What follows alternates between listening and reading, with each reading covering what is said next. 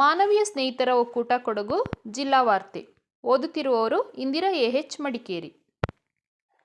ಕೊಡಗು ಜಿಲ್ಲಾಡಳಿತ, ಜಿಲ್ಲಾ ಪಂಚಾಯತ್, ಕಾನೂನು ಸೇವಾ ಪ್ರಾಧಿಕಾರ, ಶಿಕ್ಷಣ ಇಲಾಖೆ, ಮಹಿಳಾ ಮತ್ತು ಮಕ್ಕಳ ಅಭಿವೃದ್ಧಿ ಇಲಾಖೆಯ ಸಹಯೋಗದೊಂದಿಗೆ ಬೇಟಿ ಬಚಾವೋ ಬೇಟಿ ಪಢಾವೋ ಯೋಜನೆಯಡಿ 2025-26ನೇ ಸಾಲಿನ ರಾಷ್ಟ್ರೀಯ ಹೆಣ್ಣು ಮಕ್ಕಳ ದಿನಾಚರಣೆ ಕಾರ್ಯಕ್ರಮವು ಮಡಿಕೇರಿ ನಗರದ ಸರ್ಕಾರಿ ಪದವಿ ಪೂರ್ವ ಕಾಲೇಜಿನ ಪ್ರೌಢಶಾಲಾ ವಿಭಾಗದಲ್ಲಿ ನಡೆಯಿತು. ಕೊಡಗು ಜಿಲ್ಲಾ ಕಾನೂನು ಸೇವೆಗಳ ಪ್ರಾಧಿಕಾರದ ಸದಸ್ಯ ಕಾರ್ಯದರ್ಶಿ ಹಾಗೂ ಹಿರಿಯ ಸಿವಿಲ್ ನ್ಯಾಯಾಧೀಶರಾದ ಶುಭಾ ಅವರು ಕಾರ್ಯಕ್ರಮ ಉದ್ಘಾಟಿಸಿ ಮಾತನಾಡಿ, ಜನವರಿ 24ರಂದು ಹೆಣ್ಣು ಮಕ್ಕಳ ದಿನಾಚರಣೆಯಾಗಿ ಆಚರಿಸುತ್ತಿದ್ದೇವೆ. ಹಿಂದಿನ ಕಾಲದಲ್ಲಿ ಹೆಣ್ಣು ಮಕ್ಕಳಿಗೆ ಸಿಗಬೇಕಾದಂತಹ ಗೌರವ, ಪ್ರಾಮುಖ್ಯತೆ ಕೊಡುತ್ತಿರಲಿಲ್ಲ. ಹಾಗಾಗಿ ಇಂತಹ ದಿನಾಚರಣೆ ಮಾಡುವುದರ ಮೂಲಕ ಜನರಿಗೆ ಹೆಣ್ಣು ಮಕ್ಕಳ ಮಹತ್ವ ಮತ್ತು ಪ್ರಾಮುಖ್ಯತೆ ತಿಳಿಯಲಿ ಎಂಬುದಕ್ಕಾಗಿ ಮಹಿಳೆಯರಿಗೆ, ಹೆಣ್ಣು ಮಕ್ಕಳಿಗೆ ಸಂಬಂಧಿಸಿದ ದಿನಾಚರಣೆಗಳು ಆಚರಣೆಗೆ ಬಂತು ಎಂದು ತಿಳಿಸಿದರು. ಪೊನ್ನಂಪೇಟೆ ತಾಲೂಕಿನ ಮರೂರು ತಿತಿಮತಿ ಆಶ್ರಮ ಶಾಲೆಯಲ್ಲಿ ವಿದ್ಯಾರ್ಥಿಗಳಿಗೆ ಕಣ್ಣಿನ ಪೊರೆ ಹಾಗೂ ಆರೋಗ್ಯ ತಪಾಸಣೆ ಶಿಬಿರ ನಡೆಯಿತು. ಬೆಂಗಳೂರಿನ ಪರಿಶಿಷ್ಟ ವರ್ಗಗಳ ಕಲ್ಯಾಣ ಇಲಾಖೆ, ಮೈಸೂರಿನ ಕರ್ನಾಟಕ ರಾಜ್ಯ ಬುಡಕಟ್ಟು ಸಂಶೋಧನಾ ಸಂಸ್ಥೆ ಹಾಗೂ Farooq academy of medical education ಆಸ್ಪತ್ರೆಯಿಂದ ಆಯೋಜಿಸಿದ್ದ ಆರೋಗ್ಯ ತಪಾಸಣಾ ಶಿಬಿರವನ್ನು ಪರಿಶಿಷ್ಟ ಪಂಗಡಗಳ ಜಿಲ್ಲಾಧಿಕಾರಿ ಎಸ್. ಹೊನ್ನೇಗೌಡ ಅವರು ಉದ್ಘಾಟಿಸಿದರು. ನಂತರ ಮಾತನಾಡಿ, ಅವರು ಕೊಡಗಿನಲ್ಲಿ 218 ಬುಡಕಟ್ಟು ಕಾಲೋನಿಗಳಿದ್ದು, ಜಿಲ್ಲಾಡಳಿತ, ಆರೋಗ್ಯ ಇಲಾಖೆ ಹಾಗೂ ಪರಿಶಿಷ್ಟ ವರ್ಗಗಳ ಕಲ್ಯಾಣ ಇಲಾಖೆಯಿಂದ ಆಶ್ರಮ ಶಾಲೆಗಳ ಸುತ್ತಮುತ್ತಲಿನ ಕಾಲೋನಿಗಳ ಜನರು ಹಾಗೂ ವಿದ್ಯಾರ್ಥಿಗಳಿಗೆ ಫೆಬ್ರವರಿ 15ರೊಳಗೆ ಆರೋಗ್ಯ ತಪಾಸಣಾ ಶಿಬಿರ ಹಮ್ಮಿಕೊಳ್ಳಲಾಗಿದೆ ಎಂದು ತಿಳಿಸಿದರು. ಗೌಡ ಈವ್ನಿಂಗ್ ಸ್ಟಾರ್ ಸಂಘದ ವತಿಯಿಂದ ಏಪ್ರಿಲ್ 13ರಿಂದ 15 ದಿನಗಳ ಕಾಲ ಮರಗೋಡಿನ ಭಾರತಿ ಜೂನಿಯರ್ ಕಾಲೇಜ್ ಮೈದಾನದಲ್ಲಿ ಕ್ರಿಕೆಟ್, ಹಗ್ಗ ಜಗ್ಗಾಟ ಮತ್ತು ಮನೋರಂಜನಾ ಕಾರ್ಯಕ್ರಮಗಳ ಗೌಡ ಕುಟುಂಬ ಕಲರವ 2026 ನಡೆಯಲಿದೆ. ನಗರದಲ್ಲಿ ಸುದ್ದಿಗೋಷ್ಠಿಯಲ್ಲಿ ಮಾತನಾಡಿದ ಸಂಘದ ಅಧ್ಯಕ್ಷ ಕಟ್ಟೆಮನೆ ರೋಷನ್ ಅವರು, ಗೌಡ ಕುಟುಂಬ ಕಲರವ ಕ್ರಿಕೆಟ್ ಪಂದ್ಯಾವಳಿಯಲ್ಲಿ ಗೌಡ ಕುಟುಂಬಗಳ ಸುಮಾರು 100ರಿಂದ 150 ತಂಡಗಳು ಪಾಲ್ಗೊಳ್ಳುವ ನಿರೀಕ್ಷೆ ಇದೆ. ಈ ಬಾರಿ ಯಾವುದೇ ಕುಟುಂಬ ತಂಡದಲ್ಲಿ ಆಟಗಾರರ ಕೊರತೆ ಇದ್ದಲ್ಲಿ ಮಹಿಳಾ ಆಟಗಾರರನ್ನು ಸೇರಿಸಿಕೊಳ್ಳಲು ಅವಕಾಶವನ್ನು ನೀಡಿರುವುದಲ್ಲದೆ ಅವರಿಗೆ ಥ್ರೋಬಾಲ್ಗೂ ಅವಕಾಶ ನೀಡಲಾಗಿದೆ ಎಂದರು. ಆಸಕ್ತ ತಂಡಗಳು ಮಾರ್ಚ್ 31ರ ಒಳಗಾಗಿ ನೋಂದಣಿ ಶುಲ್ಕ 3,000 ರೂಪಾಯಿಗಳೊಂದಿಗೆ ತಂಡದ ಹೆಸರನ್ನು ನೋಂದಾಯಿಸಿಕೊಳ್ಳಬಹುದು ಎಂದು ತಿಳಿಸಿದರು.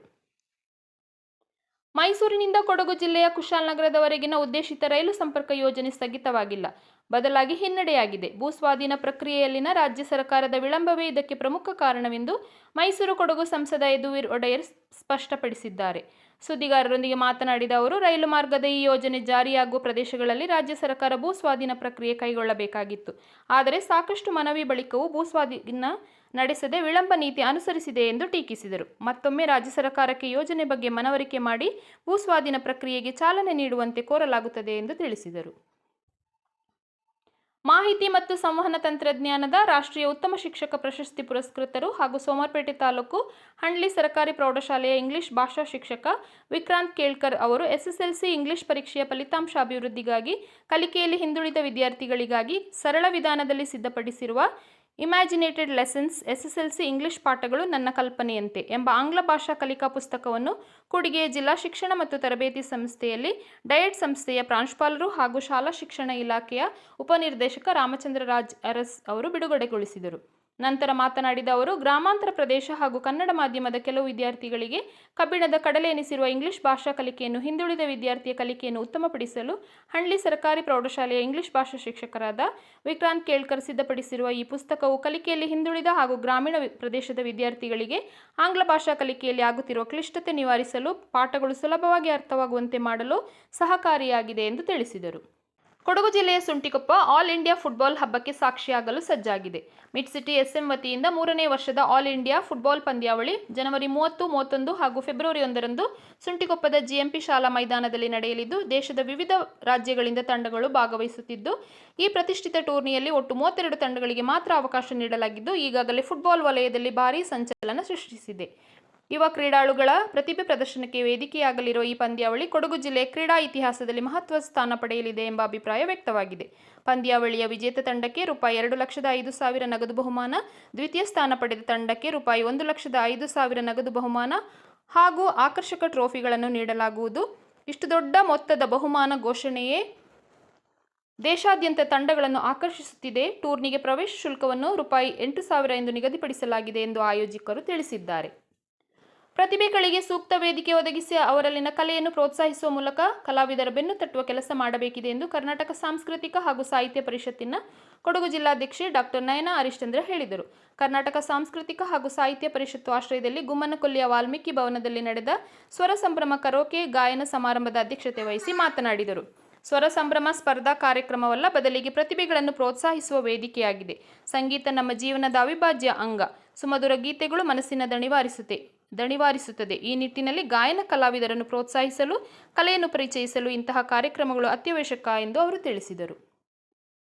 ರೋಟರಿ ಕುಶಾಲನಗರ ಮೂಲಕ ಹಸಿ ಕಸದ ನಿರ್ವಹಣೆ ಯೋಜನೆಯೊಂದಿಗೆ ಸ್ವಚ್ಛ ಕುಶಾಲನಗರ ಅಭಿಯಾನ ಫೆಬ್ರವರಿ 1ರಿಂದ ಹಮ್ಮಿಕೊಳ್ಳಲಾಗುತ್ತದೆ ಎಂದು ರೋಟರಿ ಅಧ್ಯಕ್ಷರಾದ ಮನು ಪೆಮ್ಮಯ್ಯ ತಿಳಿಸಿದ್ದಾರೆ. ಕುಶಾಲನಗರ ರೋಟರಿ ಸಭಾಂಗಣದಲ್ಲಿ ಸುದ್ದಿಗೋಷ್ಠಿಯಲ್ಲಿ ಈ ಬಗ್ಗೆ ಮಾಹಿತಿ ನೀಡಿದ ಅವರು, ಕುಶಾಲನಗರ ರೋಟರಿಯ ಸುವರ್ಣ ಮಹೋತ್ಸವ ಅಂಗವಾಗಿ ಈಗಾಗಲೇ ಹಲವು ಸೇವಾ ಕಾರ್ಯಕ್ರಮಗಳನ್ನು ಹಮ್ಮಿಕೊಳ್ಳಲಾಗಿದ್ದು, ಫೆಬ್ರವರಿ ತಿಂಗಳ ಅಂತ್ಯ ತನಕ ಕುಶಾಲನಗರ ಪಟ್ಟಣ ಮತ್ತು ಸುತ್ತಮುತ್ತ ಗ್ರಾಮಗಳಲ್ಲಿ ವಿವಿಧ ಕಾರ್ಯಯೋಜನೆಗಳನ್ನು ಅನುಷ್ಠಾನಗೊಳಿಸಲಾಗುವುದು ಎಂದು ಅವರು ತಿಳಿಸಿದ್ದಾರೆ. ಜಮೀನುಗಳ ಮಣ್ಣಿನ ಪರೀಕ್ಷೆಯನ್ನು ಕಾಲಕಾಲಕ್ಕೆ ನಿರ್ವಹಿಸದೇ ಇರುವುದರಿಂದ ಕೃಷಿಕರು ಕೃಷಿಯಲ್ಲಿ ಸಾಕಷ್ಟು ಹಿನ್ನಡೆ ಅನುಭವಿಸಲು ಕಾರಣವೆಂದು ಚಿಟ್ಟಳ್ಳಿ ಕಾಫಿ ಮಂಡಳಿಯ ಡಾಕ್ಟರ್ ಸೈಯದ್ ನದಾಬ್ ಅವರು ಅಭಿಪ್ರಾಯ ವ್ಯಕ್ತಪಡಿಸಿದರು. 7ನೇ ಹೊಸಕೋಟೆ ಕಲ್ಲುಕೋರೆ ಸಮುದಾಯ ಭವನದಲ್ಲಿ ಶ್ರೀ ಕ್ಷೇತ್ರ ಧರ್ಮಸ್ಥಳ ಗ್ರಾಮಾಭಿವೃದ್ಧಿ ಯೋಜನೆ, ಬಿಸಿ ಟ್ರಸ್ಟ್, ಸೋಮಾರ್ಪೇಟೆ ತಾಲೂಕು ಹಾಗೂ ಗುಡ್ಡೆಹೊಸೂರು ವಲಯ ಕೃಷಿ, ನೀರಾವರಿ ಮತ್ತು ಮಣ್ಣು ಪರೀಕ್ಷೆ ಬಗ್ಗೆ ತರಬೇತಿ ಕಾರ್ಯಾಗಾರದಲ್ಲಿ ಸಂಪನ್ಮೂಲ ವ್ಯಕ್ತಿಯಾಗಿ ಪಾಲ್ಗೊಂಡು ಮಾತನಾಡಿದರು. ಕೃಷಿಕರು ಕಾಲಕಾಲಕ್ಕೆ ಮಣ್ಣು ಪರೀಕ್ಷೆಗೆ ಒಳಪಡಿಸಿಕೊಳ್ಳುವುದರಿಂದ ಮಣ್ಣಿನ ಮಹತ್ವವನ್ನು ಹೆಚ್ಚಿಸಿಕೊಳ್ಳಬಹುದಲ್ಲದೆ ಹುಳಿ ಮಣ್ಣು ನಿರ್ವಹಣೆ, ರಾಸಾಯನಿಕ ಗೊಬ್ಬರ ಹಾಕುವ ಪ್ರಮಾಣದ ಬಗ್ಗೆ ಮಾಹಿತಿಯನ್ನು ಪಡೆಯಬಹುದು ಎಂದು ಅವರು ತಿಳಿಸಿದರು. ಅಲ್ ಅಮೀನ್ ಕೊಡಗು ಜಿಲ್ಲಾ ಸಮಿತಿಯ ಆಶ್ರಯದಲ್ಲಿ ಪ್ರತಿ ವರ್ಷ ನಡೆಸಿಕೊಂಡು ಬರುತ್ತಿರುವ ಮುಸ್ಲಿಂ ಸಮಾಜದ ಬಡ ಮತ್ತು ಅನಾಥ ಹೆಣ್ಣು ಮಕ್ಕಳ ಉಚಿತ ಸಾಮೂಹಿಕ ವಿವಾಹ ಸಮಾರಂಭ ಫೆಬ್ರವರಿ 1ರಂದು ನಡೆಯಲಿದೆ. ಸುಂಟಿಕೊಪ್ಪದ SL ಹಾಲ್ನಲ್ಲಿ ಪೂರ್ವಾಹ್ನ 10:30 ಗಂಟೆಗೆ ಸಮಾರಂಭ ನಡೆಯಲಿದ್ದು, ಆಯ್ದ 11 ಜೋಡಿ ವಧುವರರು ಸತಿಪತಿಗಳಾಗಲಿದ್ದಾರೆ. ವಧುವಿಗೆ ಚಿನ್ನದ ಸರ ಮತ್ತು ಬಳೆಯನ್ನು ಅಲ್ ಅಮೀನ್ ಸಮಿತಿಯು ನೀಡಲಿದೆ. ವಧುವರರಿಗೆ ಉಡುಪು ಹಾಗೂ ವಿವಾಹ ಸಮಾರಂಭದಲ್ಲಿ ಪಾಲ್ಗೊಳ್ಳುವವರಿಗೆ ಮಧ್ಯಾಹ್ನದ ಭೋಜನದ ವ್ಯವಸ್ಥೆಯನ್ನು ಮಾಡಲಿದೆ. ಈ ಸಾಮೂಹಿಕ ವಿವಾಹಕ್ಕೆ ತಗುಲುವ ವೆಚ್ಚವನ್ನು ಭರಿಸಲು ಅಲ್ ಅಮೀನ್ ಸಮಿತಿಯು ಸಮಾಜ ಬಾಂಧವರನ್ನು ಅವಲಂಬಿತವಾಗಿದೆ ಎಂದು ಸಮಿತಿಯ ಅಧ್ಯಕ್ಷ BH ಅಹಮದ್ ಹಾಜಿ ಅವರು ಪ್ರಕಟಣೆಯಲ್ಲಿ ತಿಳಿಸಿದ್ದಾರೆ. 66/11 kV ಪೊನ್ನಂಪೇಟೆ ವಿದ್ಯುತ್ ವಿತರಣಾ ಉಪಕೇಂದ್ರದಲ್ಲಿ ನೂತನ ಬ್ರೇಕರ್ಗಳ ನಿರ್ವಹಣೆ ಕಾಮಗಾರಿ ಕೈಗೆತ್ತಿಕೊಳ್ಳುತ್ತಿರುವುದರಿಂದ ಈ ಕೇಂದ್ರದಿಂದ ಹೊರಹೊಮ್ಮುವ F1 ನಲ್ಲೂರು, F2 ಬಾಳಲೆ, F4 Titimathi, F5 Polibetta, F6 Begur, F7 Gonikoppa, F8 Ponnampet, F9 Hathur, F10 Haisodlur, F11 Kaikeri, F12 ಬೆಕ್ಕಿಸಿಡ್ಲೂರು, F13 Devanur ಫೀಡರ್ನಲ್ಲಿ ಜನವರಿ 30ರಂದು ಬೆಳಿಗ್ಗೆ 10ರಿಂದ ಸಂಜೆ 6 ಗಂಟೆಯವರೆಗೆ ವಿದ್ಯುತ್ ಸರಬರಾಜಾಗುವ ಗ್ರಾಮಗಳಾದ ಪೊನ್ನಂಪೇಟೆ, ಗೋಣಿಕೊಪ್ಪ, ತಿತಿಮತಿ, ಹಾತೂರು, ಅತ್ತೂರು, ಕಾನೂರು, ಬಾಳೆಲೆ, ರಾಜಪುರ, ದೇವನೂರು, ಮಲ್ಲೂರು, ಕಿರುಗೂರು, ವಡ್ಡರಮಾಡು, ಮಾಯಮುಡಿ, ಸುಳುಗೋಡು, ದನುಗಾಲ, ಕಾರ್ಮಾಡು, ಕೊಟ್ಟಗೇರಿ ಮತ್ತು ಸುತ್ತಮುತ್ತಲಿನ ಪ್ರದೇಶಗಳಲ್ಲಿ ವಿದ್ಯುತ್ ಸರಬರಾಜಿನಲ್ಲಿ ವ್ಯತ್ಯಯವಾಗಲಿದೆ. ಸಾರ್ವಜನಿಕರು ಸಹಕರಿಸುವಂತೆ ಚಾಮುಂಡೇಶ್ವರಿ ವಿದ್ಯುತ್ ಸರಬರಾಜು ನಿಗಮದ ಕಾರ್ಯ ಮತ್ತು ಪಾಲನೆ ವಿಭಾಗದ ಕಾರ್ಯನಿರ್ವಾಹಕ ಎಂಜಿನಿಯರ್ ರಾಮಚಂದ್ರ ಅವರು ಕೋರಿದ್ದಾರೆ. ಇಲ್ಲಿಗೆ ಜಿಲ್ಲಾ ವಾರ್ತೆ ಮುಕ್ತಾಯವಾಯಿತು.